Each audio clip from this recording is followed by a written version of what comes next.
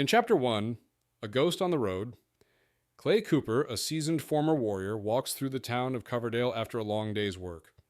Despite his imposing physicality, Clay is weary, and his past as a member of the legendary band Saga haunts him.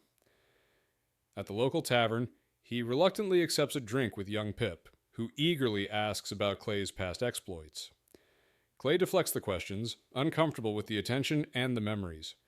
He reluctantly shares stories of his days in Saga, but only offers the briefest details. The evening grows tense as Clay contemplates his simple life now, a wife, a child, and a steady job. As Clay walks home, he is confronted by a ghostly vision of his old friend Gabriel, who once believed they were giants, but now appears broken and desperate. Gabriel pleads for Clay's help, causing him to reconsider his past and future.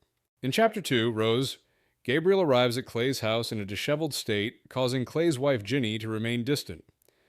Gabriel's appearance and behavior indicate his downward spiral since their days in Saga.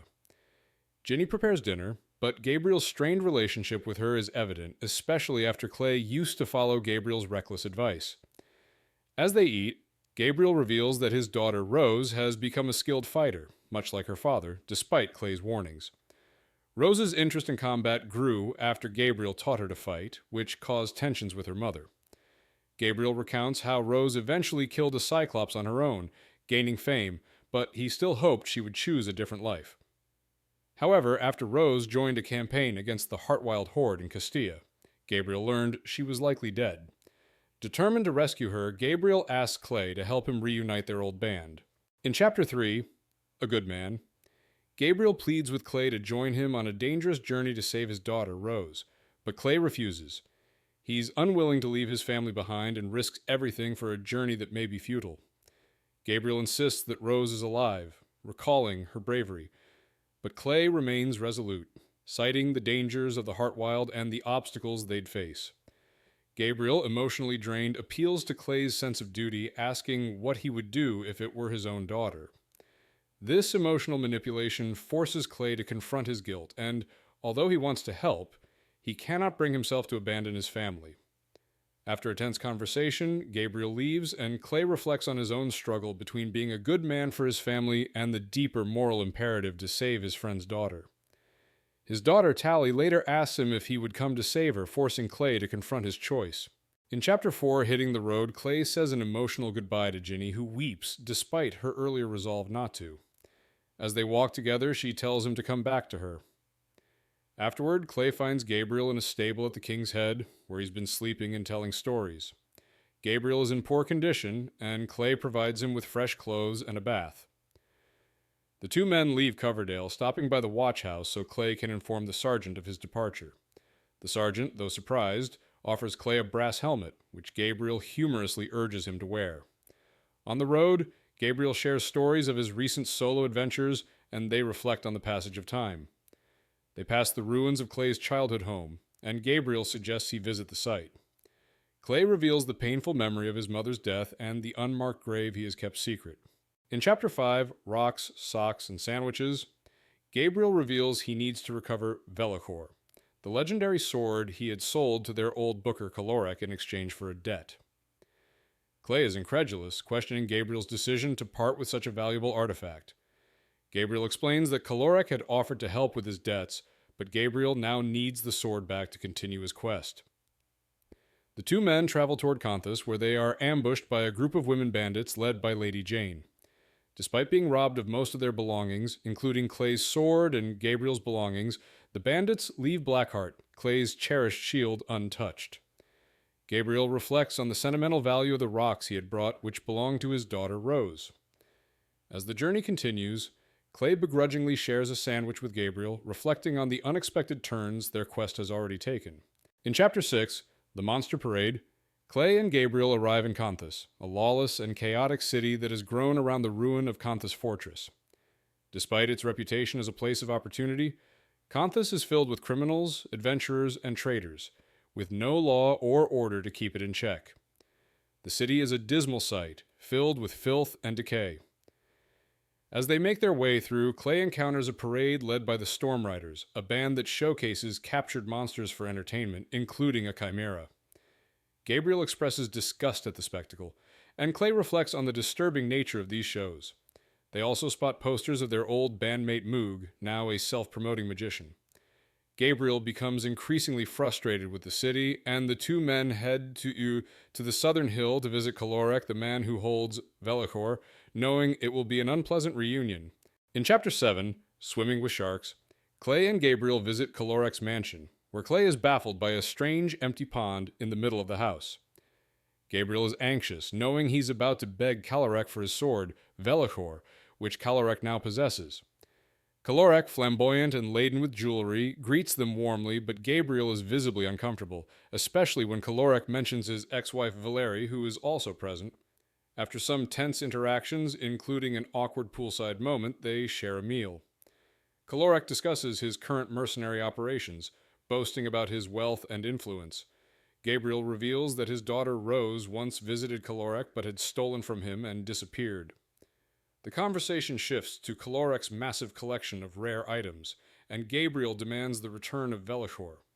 Calorek seems reluctant but agrees to show them inside, where the sword is likely to be. In Chapter 8, Velochor, Clay, and Gabriel enter Calorek's mansion, filled with rare artifacts and treasures. Calorek shows off various items, including Velochor, the sword Gabriel desperately needs. Gabriel, pleading with Calorek, recalls a past promise to return the sword if needed, but Calorek denies it, claiming ownership after he helped Gabriel clear his debts. Calorek offers a challenge. If Gabriel can take the sword, it's his. Despite Gabriel's struggles, he fails to free Velochor, and Calorek taunts them both. Tensions rise when Calorek demands Clay's shield Blackheart in exchange for Velochor. Clay, unwilling to part with it, uses Calorek's own medallion to control the golems guarding the room. After a tense confrontation, Calorek flees. With the golem's help, Clay and Gabriel escape through a newly created exit, but Gabriel is left shaken by Calorek's cruel words about Rose's fate.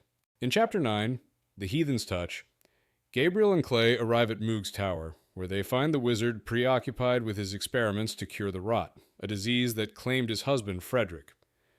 Moog reveals that he has collected various creatures infected with the rot, including a treant named Turing, which he is trying to heal.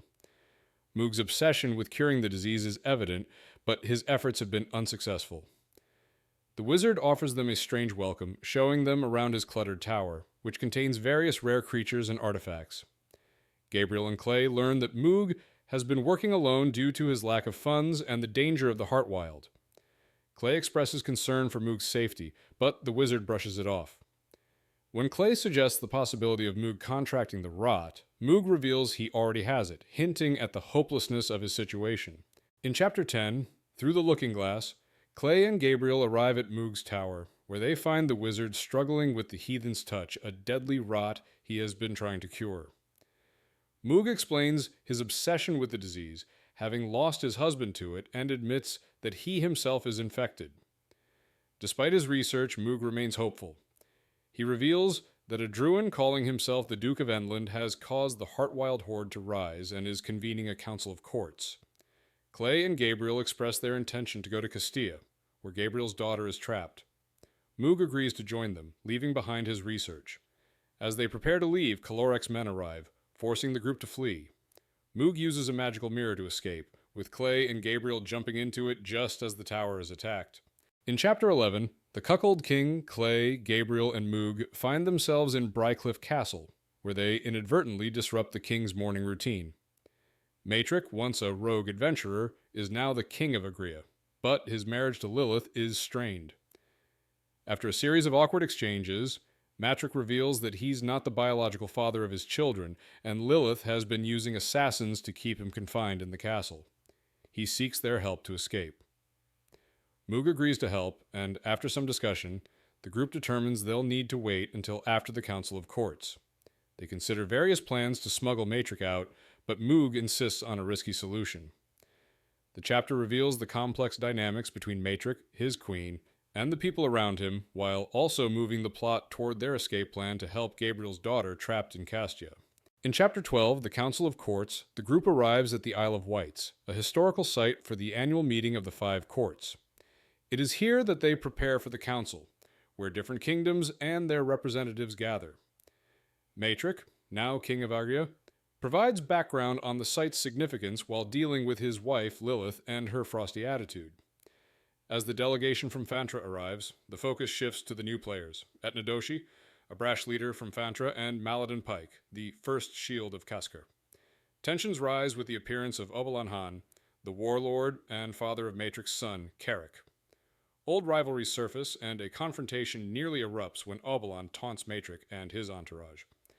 The chapter ends with escalating tensions and the shadow of violence as the court gathers, signaling the potential for chaos at the council. In Chapter 13, the Duke of Endland, Lastleaf, a Druin and leader of the Heartwild Horde, arrives on a wyvern to the Council of Courts. He discusses his intentions and how he controls the Horde, dismissing the idea of retreating from Castilla. Tensions rise as Lastleaf taunts the assembled delegates, including Matrix, who tries to maintain control. Lastleaf's chilling presence and threats about the Horde's size unsettle everyone, especially when he declares that Castilla is doomed. A confrontation nearly breaks out, and Obelan Han, the warlord, challenges Lastleaf but is swiftly killed by the wyvern. Chaos ensues, with delegates scrambling for safety. Meanwhile, spectral figures called Whites appear on the Isle, adding to the tension.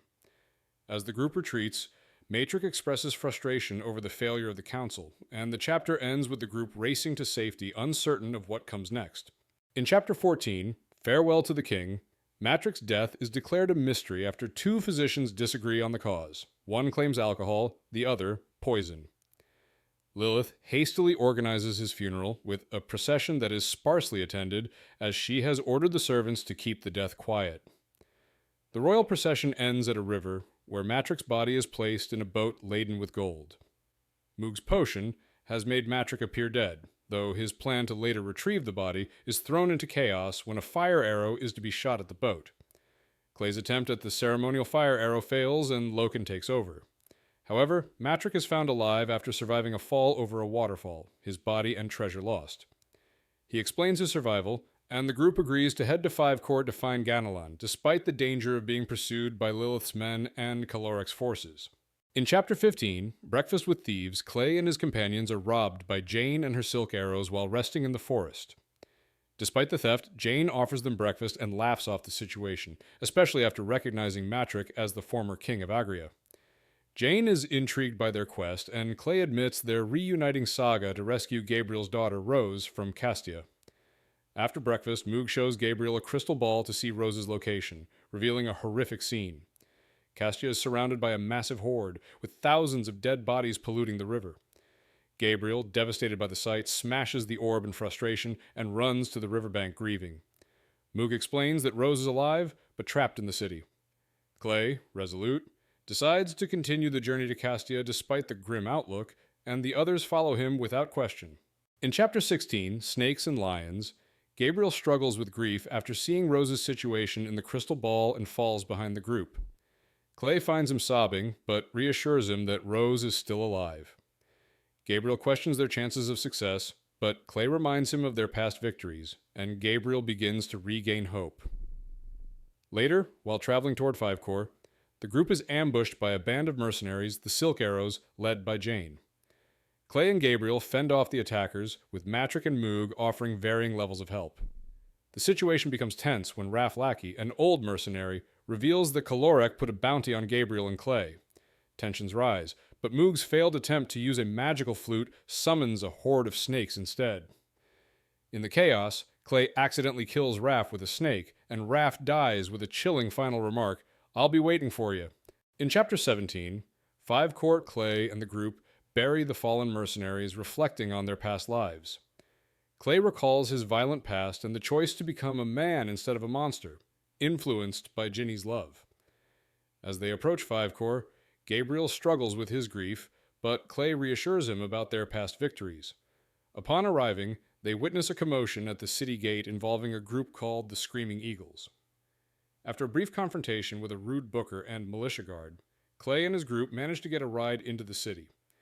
Inside Five Corps, the city is described as a massive, bustling hub, split into wards, with the enormous Maxithon Arena at its center.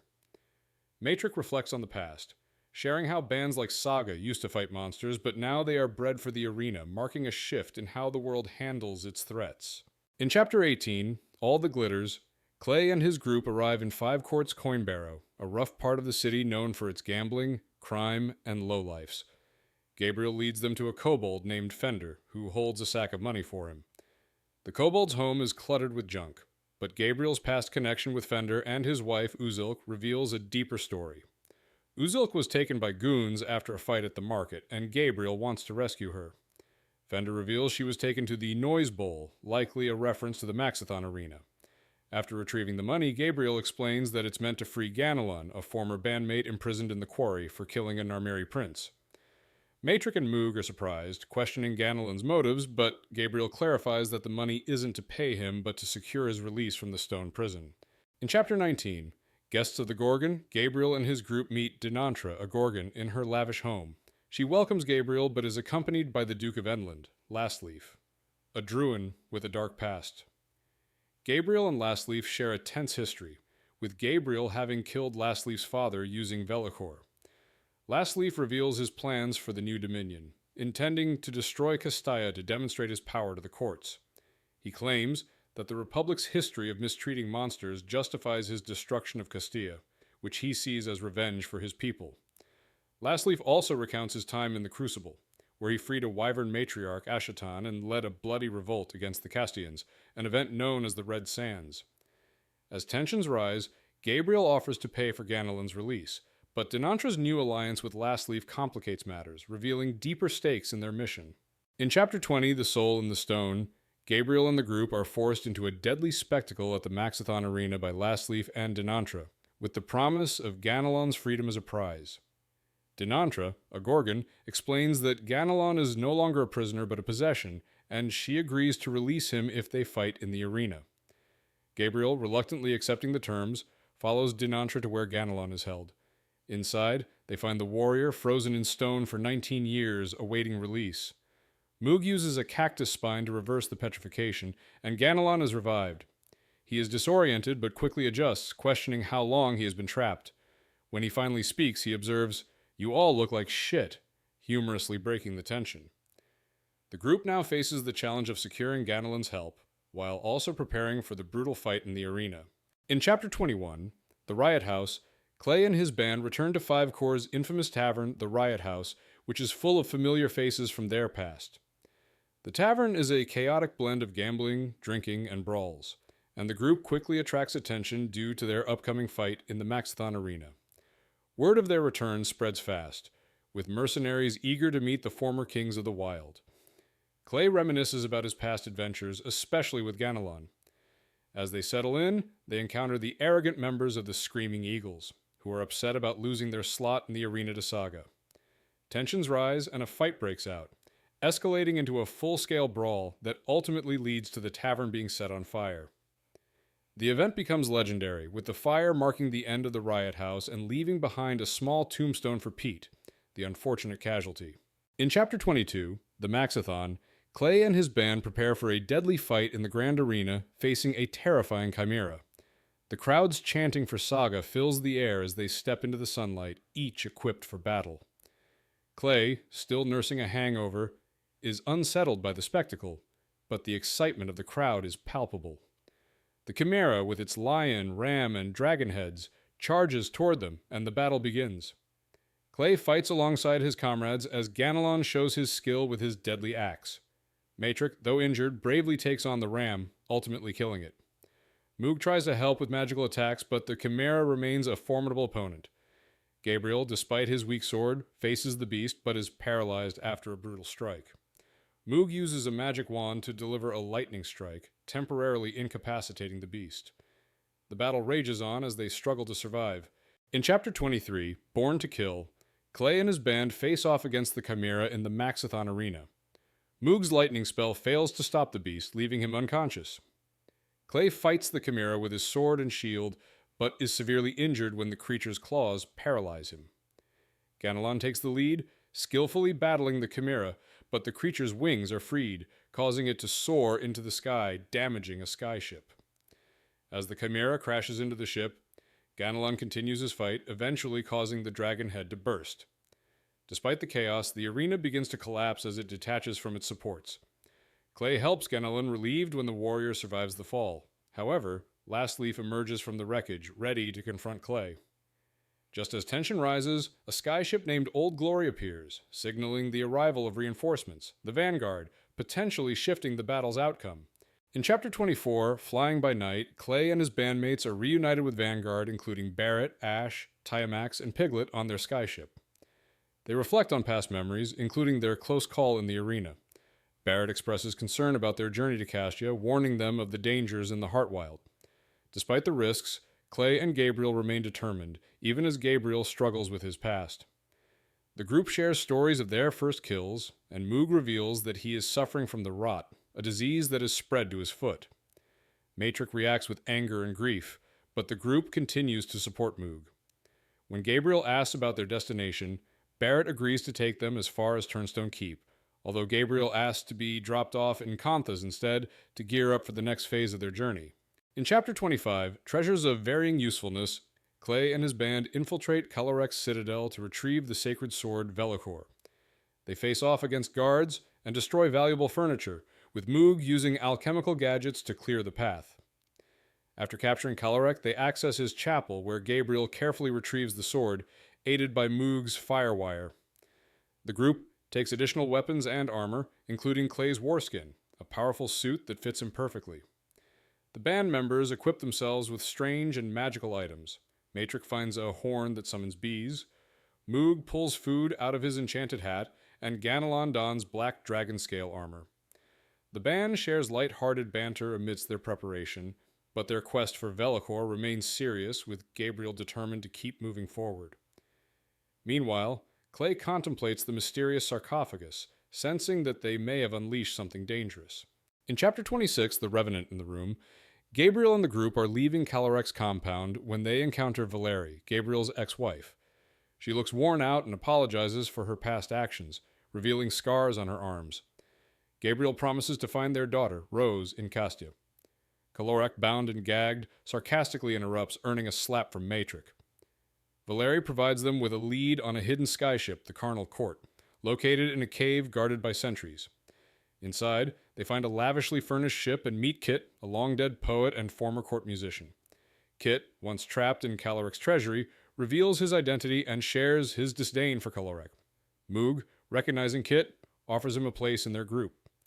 The band prepares to leave for Castia, with Kit deciding to join them. The chapter ends with Kit clarifying he's a revenant, not a zombie, before humorously debating his dietary preferences. In Chapter 27, Bounty, the group splits up in Kanthas to gather supplies. Matrix stays behind to watch Calorek while Moog and Kit look for essentials.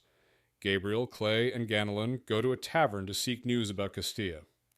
Inside, they encounter Jane and her gang of outlaws, who Clay recognizes from previous encounters.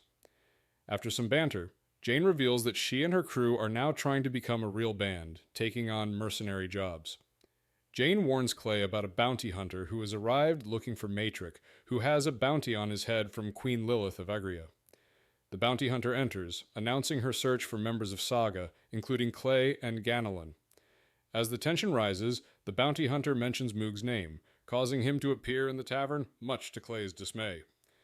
The group braces for conflict as they prepare to flee or fight.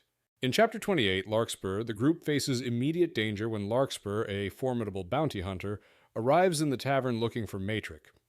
A fight ensues after she attacks Ganelon and Clay. Larkspur, with her wings and deadly skills, overpowers Ganelon but is distracted by Moog's alchemical prank, which causes laughter and chaos in the room. Clay and Ganelon flee, while Moog and Kit follow. They regroup and learn from Kit that Larkspur is a diva, a dangerous being with a powerful charm that can manipulate people. Larkspur, once named Sabatha, is a former mercenary and now hunts the members of Saga. After hearing about her dark past, Clay realizes that she is a serious threat, but the group plans to head into the Wyld despite her pursuit. Calorek mocks their chances, suggesting they are doomed. Clay remains determined, unfazed by the threat. In Chapter 29, Flight, the group sets off in the Carnal Court with Moog at the helm. As they ascend into the sky, Calorek continues to berate Clay, warning that their mission will fail. Calorek also offers to betray the group for a higher price, but Clay refuses, eventually throwing Calorek overboard in a fit of rage after he threatens Clay's family. With Calorek gone, the group continues their journey toward Castia. The journey is uneventful, but Clay's mood lightens as they fly over landmarks. They come across a band's damaged skyship, Lucky 5, and receive a warning about a storm ahead. Despite the danger, Gabriel insists they continue their course, with Clay agreeing to face the storm rather than turn back. The chapter ends with the group bracing themselves for the coming challenge as they continue their perilous journey toward the Wyld. In Chapter 30, The Dark Star, the Carnal Court battles a violent storm, with Moog navigating the ship through dangerous lightning and sparkworms. Caloric continues to provoke Clay, but is thrown overboard after threatening Clay's family. The storm worsens, and the ship is confronted by Larkspur's massive skyship, the Dark Star. A fight erupts as Larkspur's monks attack, and Clay and his crew defend themselves. Clay battles one monk, Moog throws cheese at attackers, and Ganelon fights several monks. Larkspur, a diva, arrives and challenges Gabriel.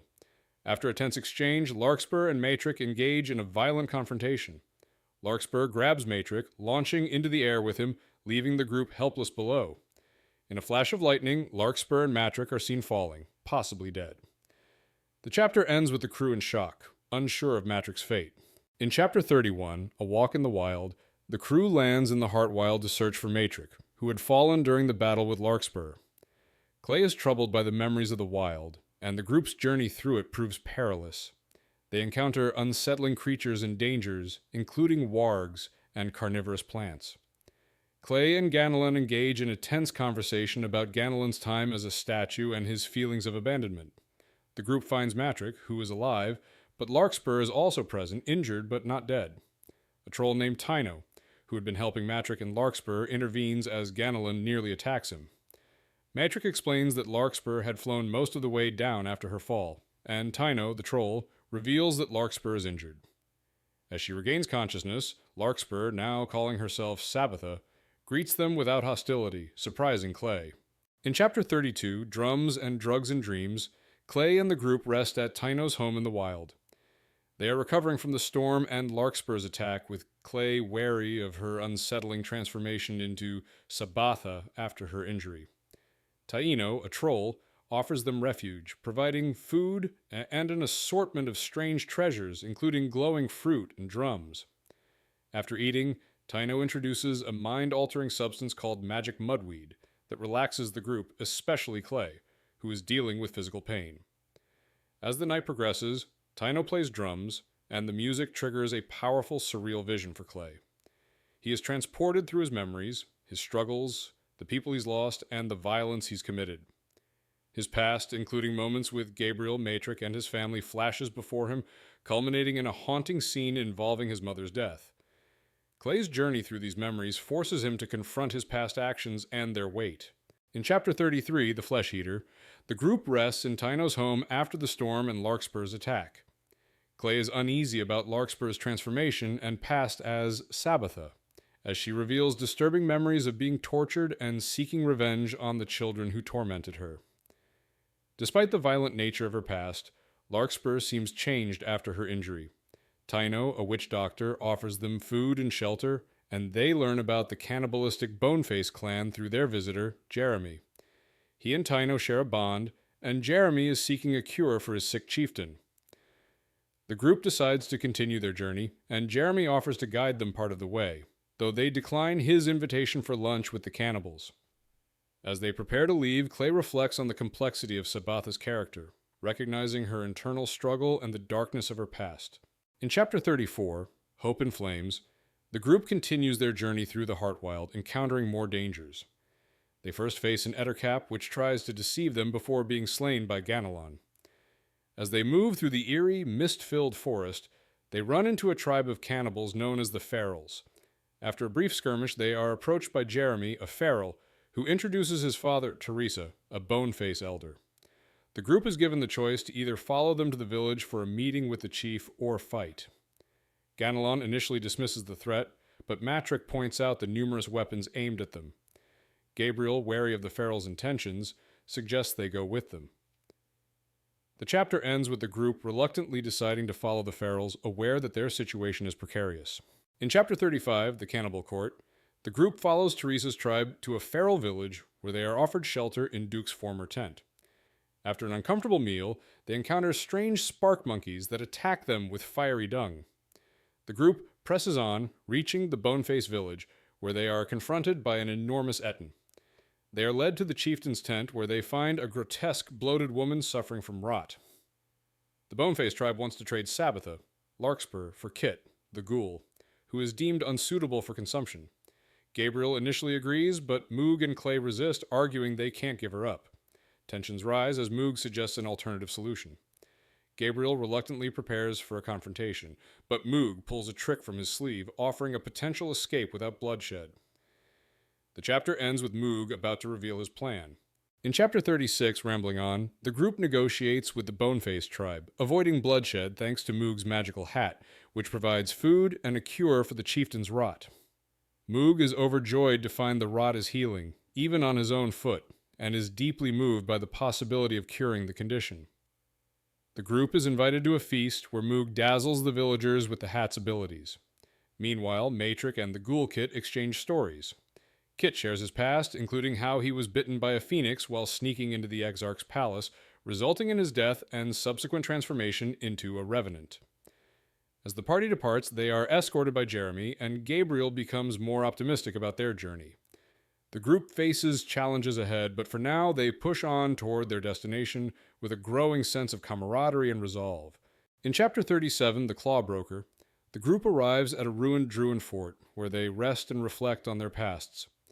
During their stay, Sabbatha has a tense encounter with a Druid scavenger named Shadow, who introduces himself as a Clawbroker, collecting items to sell in Kanthas, Ortor, or Castilla.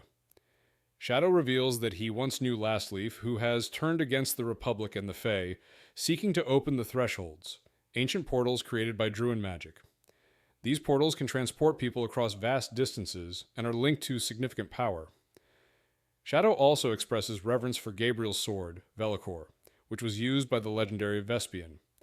The group discusses the looming threat of the Thresholds and the growing unrest in Enland. Shadow offers the fort as a safe haven for the night, and Gabriel agrees despite the darkening skies. In Chapter 38, Tamaret, the group discusses the Thresholds and their keystones. Shadow, a Druid Clawbroker, explains that while some keystones are lost, Terragoth's remains intact, guarded by the dragon Akatung. Lastleaf, seeking to open the Threshold, plans to use the keystone, which is part of Akatung's hoard. Shadow reveals Lastleaf's motives. He aims to unleash destruction using a powerful sword named Tamarat, which was forged to resurrect his wife Astra. However, the sword's use turned her into a necromancer, ultimately leading to the ruin of the Druid dominion. Shadow suggests Velikor could be a key to returning to their world, a notion that Gabriel challenges. As tensions rise, Shadow demands Velikor, revealing his true intentions. A fight is imminent as Shadow, wielding a scythe, challenges Gabriel and the group. The chapter ends with the party bracing for a dangerous confrontation. In Chapter 39, The Spirit Beneath the Skin, the group faces off against Shadow and his summoned phantoms. The Druid uses smoke to create spectral doubles of the party, forcing them into brutal, mirrored combat. Clay fights his own Shadow, while Ganelon battles his shade with ferocity, eventually destroying it. Despite being heavily outmatched, the party holds their ground, with Gabriel, Matrix, and Moog fending off their own phantoms. As the fight intensifies, Shadow attempts to summon more illusions, including a massive phantom of the Etten. With the help of his allies, Gabriel manages to strike down the phantom Etten, while Clay and Ganelon take down their respective shadows. Just when it seems the battle is over, Moog warns of a new danger. Larkspur, or Sabbatha, has taken the scythe from Shadow. In a shocking moment, she decapitates him, ending one of the last Druids alive. In Chapter 40, Cinnamon Smoke, the group is recovering after the fight with Shadow. Gabriel uses a ritual to communicate with his daughter Rose, who appears in the smoke conjured by Moog. Through the ritual, Gabriel learns that Castia is under siege, with the city's water poisoned and the residents falling ill. Rose expresses fear and frustration, telling Gabriel that there's no way out. She urges him not to come, fearing for his safety. Gabriel, however, reassures her that he's on his way despite the dangers ahead.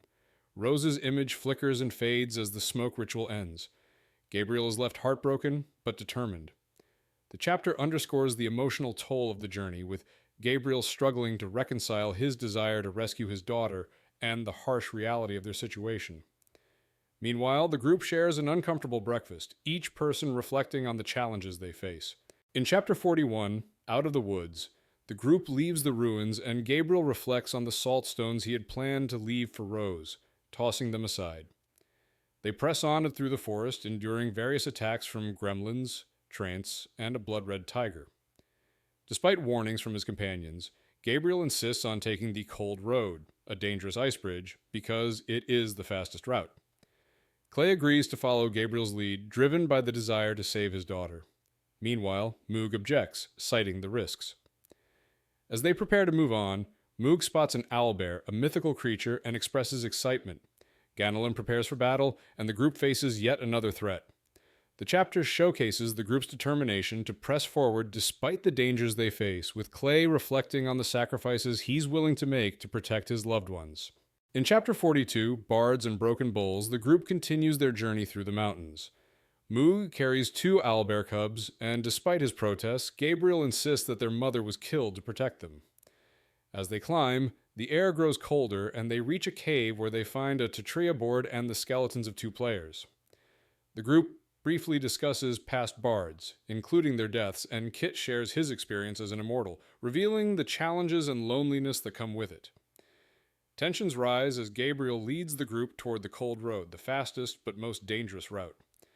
After a light-hearted discussion, Moog plays a melancholic tune on a brass and wood shell, and the group continues with their dark humor. Meanwhile, Sabbatha and Ganelon's developing intimacy creates an unexpected dynamic, and Clay reflects on the complexity of relationships, his longing for Ginny, and the impending dangers ahead. In Chapter 43, The Cold Road, Gabriel leads the group up a treacherous mountain path called the Cold Road, a dangerous icy route. They face numerous challenges, including landslides, rough terrain, and a brutal storm. Moog carries the 2 owlbear cubs, and tensions rise between him and Gabriel, who express gratitude for each other's support. The group dons heavy cloaks for warmth, and as they climb, they encounter dangerous creatures like rasks, ice trolls. After a series of brutal encounters, including one where Clay is injured, they reach the narrow, icy bridge marking the Cold Road's most perilous stretch. Ganelon takes a stand to hold off the pursuing rasks, allowing Gabriel and Clay to cross. But just as they think they're safe, a much larger rask, a chieftain, attacks Matrix, pinning him to the ice. The chapter ends with the looming danger of the rask's relentless pursuit. In Chapter 44, A Grave in the Clouds, the group is battling through the perilous Cold Road when a rask chieftain attacks Matrix. Gregor the Etten intervenes, but is killed after a brutal struggle. Sabbatha, now Larkspur, reveals her true identity, using her powers to command the rask and then kill it with her scythe. Clay realizes the deception, and Larkspur openly threatens him and the group. Gabriel, furious, confronts her, but Larkspur's dark manipulation holds sway. Kit tries to distract her, but it's Clay who takes action, facing Larkspur in a direct confrontation. As Clay fights, Larkspur delivers a devastating blow, severing his arm. In a moment of anguish, Clay stumbles, and the chapter ends with him falling off the bridge into the unknown, symbolizing the Cold Road's merciless toll. In Chapter 45, A Song for the Dreamer, Clay reflects on his childhood trauma and his strained relationship with his father, Leif. After a violent encounter with Leif, Clay's mother threatens to leave, leading to a pivotal moment where Clay takes his father's life with an axe. Waking after his fall from the Cold Road's bridge, Clay finds himself alone in the snow with his left arm severed. He encounters Dane, who is serenading his dying brother Gregor with a lullaby. Despite their grim situation, Dane speaks of Gregor's peaceful dreams. Clay, bruised and emotionally shattered, realizes the broken state of their group and the lost hope of rescuing Rose. As he recovers, Clay notices a plume of smoke in the distance, signaling the Dark Star. Determined, he resolves to find Matrix and act against Larkspur's influence, despite the immense odds against him. In Chapter 46, Deliverance, Clay struggles to push himself toward the column of smoke, hoping to reach Matrix before Larkspur's skyship arrives. Exhausted and injured, Clay stumbles into a confrontation with Matrix, who is resigned to his fate. However, Clay refuses to give up on him. When Clay is attacked by monks, Matrix unexpectedly fights back, slashing through their ranks with precision. Despite his efforts, the monks overpower him. Just as Larkspur prepares to kill Clay, A crossbow bolt strikes her, knocking her out. The bolt comes from Barrett, who arrives with his ship, the Old Glory. Barrett offers them a ride west, marking a turn in Clay's journey. The chapter ends with Clay and Matrick being rescued, but the lingering questions of Larkspur's true nature and the uncertain future still remain. In Chapter 47, New Hands, Old Friends, Clay and Matrick are rescued by their old friends aboard the Old Glory. Clay, still recovering from his injuries, gets a new hand from TMX using a regenerative unguent made from herbs, troll, and other ingredients. After a rough landing, they reunite with Gabriel, Ganelon, Moog, and the rest of the group. Matrick, despite being alive, is resigned to his fate and expresses that he no longer wishes to fight. The group discusses their next steps, particularly in relation to Castilla, which is under siege. Kit reveals the city's defenses, including shock turrets and ballista towers, making a direct assault nearly impossible. Moog proposes a risky plan to get in through Terragoth, while Clay mentions Akatung, a dragon who is linked to Shadow's past. The chapter ends with Moog presenting a suicidal plan that the group might attempt. In Chapter 48, The Maze of Stone and Fire, the group executes Moog's risky plan to infiltrate Terragoth and confront Akatung the dragon. Matrick volunteers to sneak into the dragon's lair, and while the team waits, Gnolls are encountered, which Barrett, Tiamax, and Piglet handle. Meanwhile, Clay is on edge, trying to calm his anxiety as they prepare for the upcoming challenge. As Matrick emerges with a relic, Akatung bursts from the ruins, triggering a frantic escape. Matrick uses a horn to release a swarm of insects, temporarily incapacitating the dragon, while the group races to the Old Glory and makes a narrow escape. As they near the threshold, Akatung pursues them, but Moog activates the keystone, causing a massive water surge that disorients the dragon. The group celebrates the success of Plan B, relieved but wary of the danger still ahead as they continue their journey. In Chapter 49, Immortality, the group prepares to confront the Heartwild Horde. Moog opens a portal to Antica, explaining the significance of the keystone and the threshold. Gabriel, Barrett, and Tiamax prepare to go through the portal, leaving the others to defend it. The city of Castilla lies in the distance, surrounded by the Horde, and Gabriel delivers a rallying speech urging those present to fight for glory and immortality.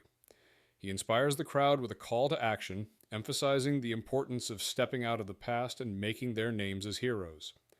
As the group readies for battle, they are joined by Ganelon and others, with Akatung, the dragon, and various creatures in pursuit.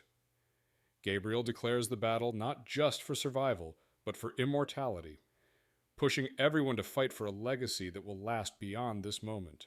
In Chapter 50, The Battle of the Bands, various mercenary bands converge on the battlefield, including Barrett's group, Jane's gang, and several others, all eager for the coming battle. Gabriel rallies them with an inspiring speech urging them to fight for glory and immortality. The Horde is an overwhelming force, filled with monstrous creatures like centaurs, dragons, and treants. As the battle intensifies, Gabriel's group, including Clay, Matrick, Ganelon, and Moog, engage the enemy while defending against vicious attacks. Matrick's quick thinking helps kill a foe, but the odds are grim. Gabriel's focus remains on finding Lastleaf to end the conflict. Despite the chaos, Gabriel's leadership shines through and his group fights valiantly. Clay protects his comrades, enduring immense pain as he shields them. The battle continues with heavy casualties, but just as the group faces insurmountable odds, a skyship appears, Larkspur's ship, her arrival bringing a new, terrifying twist. In Chapter 51, The Autumn Sun, Clay and his comrades fight on a chaotic battlefield filled with horrific monsters and mercenaries. Gabriel leads the charge, while Larkspur and Lastleaf engage in a tense and violent standoff. Clay witnesses the horrific destruction around him, including a wyvern matriarch and the death of several allies. Larkspur and Gabriel share a charged moment, but tensions rise when Lastleaf, now clad in battle armor, confronts Gabriel. The two exchange taunts, and Lastleaf reveals more of his painful past, including the sword Tamarat, which his father made to bring his mother back from the dead. Lastleaf accuses Gabriel's father of wanting to use the sword to kill him, not to save her.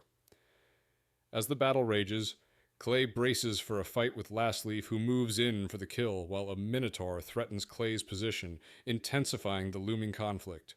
In Chapter 52, sheer dumb luck, Gabriel and Lastleaf engage in a brutal sword fight, while Clay faces a minotaur charging at him. Despite the chaos surrounding them, Clay manages to deflect the Minotaur, sending it into a lava pit. Gabriel and Lastleaf continue their battle, with Gabriel narrowly avoiding a fatal strike. Meanwhile, the battlefield is filled with carnage, including the deaths of several mercenaries. Matrix manages to climb onto the Wyvern Matriarch's back, while Ganelon engages Lastleaf's forces. As the battle escalates, Lastleaf finally unsheathes Tamarat, a sword of oblivion, and the fight intensifies. However, by sheer luck, a Minotaur knocks Lastleaf into the lava pool, and the heathen disappears. Larkspur arrives with Matrix, and the siege is broken when Castilla's gates open, signaling hope for those trapped inside. Gabriel, Ganelon, and the others prepare to finish the fight. In Chapter 53, One Last Time, Gabriel leads a final charge toward Castilla, driven by the need to find his daughter, Rose. The Horde's forces are disintegrating, with giants and cyclops falling to Gabriel and his mercenary allies. Amidst the chaos, Clay helps Gabriel fend off enemies, including a tenacious Minotaur. Gabriel's focus is solely on reaching Rose, who is revealed to be fighting fiercely at the front. She is protected by Freecloud, a druid who defends her strategically. As they push through the battlefield, Gabriel faces the Infernal, a towering demon, and after a fierce battle manages to slay it with a daring leap and a powerful strike. Gabriel is reunited with Rose, and Clay finds Lastleaf's body, mortally wounded and trampled by his own forces. As Clay takes Lastleaf's sword, Tamarat, he is horrified to find it still alive, realizing the druid's tragic past. The battle concludes as Castia's gates finally open. Epilogue. Home. The aftermath of the battle for Castia unfolds. Gabriel and his companions lead the charge to rescue his daughter, Rose, who is seen fighting alongside Freecloud, a druid warrior.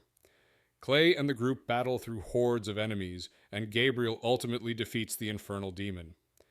Rose and Gabriel are reunited, and Castia's gates open, signaling the end of the siege. The chapter shifts to the survivors, with Matrix becoming Emperor of Castia, Moog curing the rot, and Ganelon seeking peace in the prison where he once was trapped.